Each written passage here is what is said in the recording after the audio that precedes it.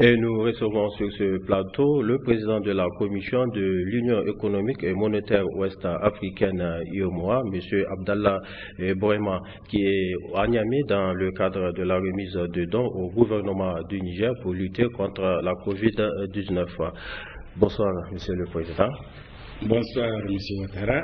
L'UEMOA vient de témoigner sa solidarité au plan sanitaire dans la lutte contre la COVID-19, alors qu'il est clairement établi qu'au plan économique, les États vont subir les plus lourdes conséquences de cette pandémie mondiale. Alors, qu'est-ce que notre organisation économique commune a pu prendre comme mesure significative pour accompagner ces États membres? Merci, M. Ouattara, pour votre question, mais surtout pour l'opportunité que vous m'offrez aujourd'hui, où la commission de l'UEMOA, comme vous l'avez dit au début, vient de mettre à la disposition des 8 pays de notre Union d'importants équipements de protection contre la COVID-19 sous forme de masques, les masques au profit du personnel soignant et les masques pour le grand public. Et aussi l'allocation d'une enveloppe de 500 millions de francs CFA par État membre pour l'acquisition de kits de prélèvement et de diagnostic.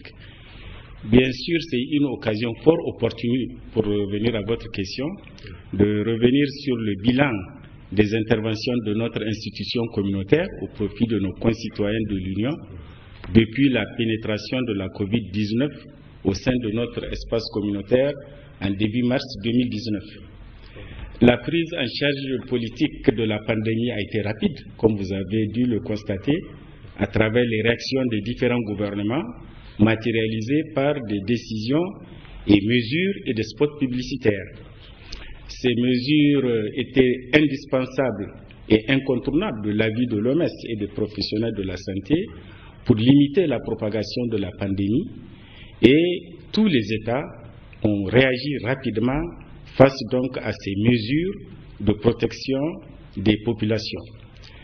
Mais malheureusement, ces mesures dites de confinement ont aussi généré des coûts et des impacts négatifs fort importants au niveau macroéconomique général sur la situation des entreprises et des individus.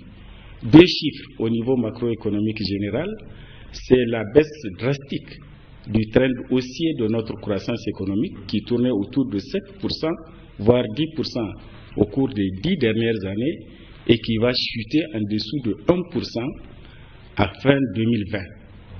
Un autre chiffre d'un État qui est un État important de notre Union, la Côte d'Ivoire, qui a connu des taux de croissance à 2 chiffres, dont le taux de croissance à fin 2020 est estimé en dessous de 1%, 0,8. Donc tous les États de l'Union ont érigé des plans de riposte nationaux contre la COVID-19 et les institutions de l'Union, notamment la commission de l'UEMOA, la BCAO et la BOAD, ont pris des mesures urgentes pour accompagner les États dans la concrétisation de leurs plans nationaux de riposte.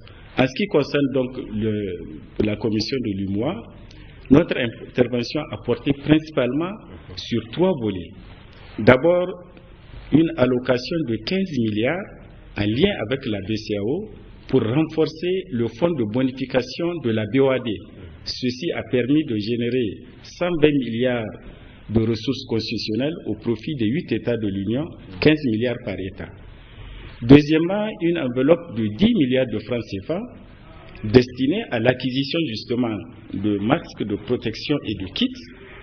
Et enfin, et pas des moindres, notre intervention a porté également sur l'organisation de réunions sectorielles des différents ministères impliqués dans la gestion de la COVID. Les comités interministériels. Les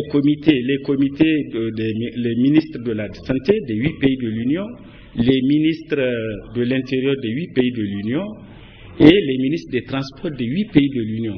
Parce que vous savez, au début, les décisions ont été individuelles et isolées. Aujourd'hui, nous rentrons dans une seconde phase, une phase de sortie de crise. Les décisions isolées ne sont pas les meilleures dans un espace comme le nôtre, un marché commun avec la libre circulation des personnes et des biens, avec des frontières qui devraient être ouvertes. Il faut prendre des décisions plutôt communautaires qui sont des plus efficaces. En tout cas, conformément d'ailleurs au principe de subsidiarité. Les États ont réagi au début individuellement de par leur souveraineté pour prendre des mesures de protection des populations. Aujourd'hui, il s'agit d'animer l'espace communautaire, le vaste marché commun. Les mesures communautaires sont les plus salutaires et les mieux appropriées dans cette phase de confinement. Voilà ce que je peux vous dire concernant nos interventions de la Commission au profit des États dans l'accompagnement de leur plan de lutte contre la Covid. Oui, donc vous venez de remettre à chacun des 8 États des kits composés notamment des masques pour le personnel soignant et le personnel. Pensez-vous que cela correspond réellement aux besoins de ces États? Oui, vous avez tout à fait raison de poser une telle question lorsqu'on mesure l'importance vraiment des efforts fournis par les gouvernements eux-mêmes pour doter le personnel soignant et les populations en masques de protection. La solidarité internationale au niveau bilatéral et multilatéral également n'a pas fait défaut pour accompagner les différents États. Mais nous avons travaillé avec les sachants, en l'occurrence ici les ministres de la Santé, au cours d'une réunion à l'issue de laquelle les ministres, le 8 mai, ont décliné leurs besoins immédiats et les besoins futurs dans cette gestion contre la Covid. Et un deuxième élément, c'est qu'aujourd'hui, je le disais, nous sommes en phase de déconfinement progressif. Les États sont unanimes sur une chose, il faut désormais vivre avec la pandémie. Ils sont également unanimes sur une chose, il faut maintenir les mesures barrières. Et la première mesure barrière, c'est le masque. Donc les masques sont toujours utiles. Je ne pense pas qu'on en aura en quantité suffisante, d'ailleurs, au niveau de chacun de nos États. Nous avons besoin de ces masques. Les kits, vous vous souviendrez du fameux cri d'alarme de l'OMS dès au début de la pandémie. Tester, tester, tester.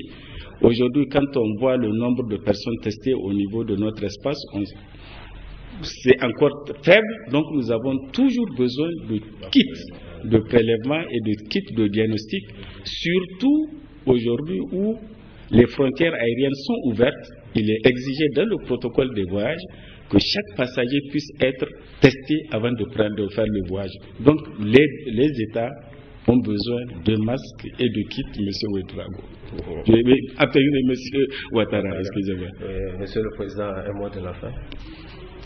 Vous savez, mon mot de la fin, vous venez de diffuser tout de suite un élément sur les attaques de Kouré qui ont eu lieu à mon absence. C'est pour, au nom de la commission de l'UMOA, les condamner de manière énergique, condamner les actes antérieurs également de terrorisme au sein de notre espace communautaire. Nous avons été vraiment émus par ces attaques dans l'espace communautaire, surtout dans les pays du champ.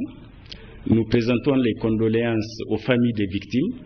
C'est aussi, M. Ouattara, l'occasion pour moi d'avoir une pensée à mon frère et ami, le président Soumaïla Cissé, injustement détenu par ses ravisseurs, voilà presque une demi-année, et une détention injuste d'un homme de paix, d'un homme de dialogue, un grand serviteur de notre union.